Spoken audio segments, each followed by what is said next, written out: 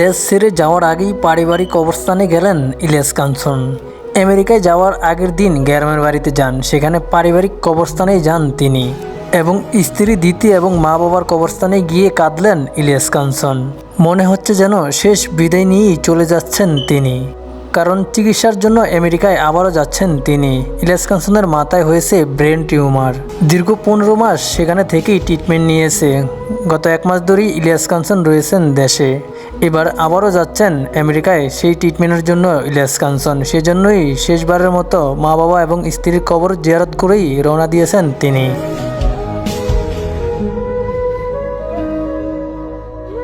ইলিয়াস কাঞ্চনের স্ত্রী দিতি রোড অ্যাক্সিডেন্টে মারা যাওয়ার পর থেকেই নিরাপদ সড়ক চাই, এটা নিয়েই আন্দোলন করে যাচ্ছেন ইলিয়াস কাঞ্চন।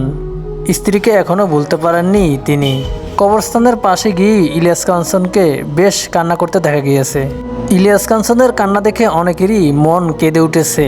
নিজের ভালোবাসার মানুষকে হারিয়ে ইলিয়াস কাঞ্চন একাই জীবনটা পার করে দিয়েছেন। দ্বিতীয় বিয়ের চিন্তাও করেননি কখনো এবং দ্বিতীয় বিয়েও করেননি তিনি। স্ত্রী দিতির ভালোবাসা নিয়েই কাটিয়ে দিয়েছেন পুরো জীবনটা ইলিয়াস কাঞ্চন। 90 দশকের বেশ জনপ্রিয় জুটি ছিল ইলিয়াস কাঞ্চন এবং দিতি। দুজনেই ভালোবেসে বিয়ে করেন এবং তাদের সংসারে রয়েছে সন্তানও। তো যাই হোক ভিউয়ার্স, ইলিয়াস কাঞ্চনের জন্য সবাই দোয়া করবেন, তিনি যেন অস্ত্রোপচার শেষ করে আবারও বাংলাদেশে ফিরে আসতে পারে।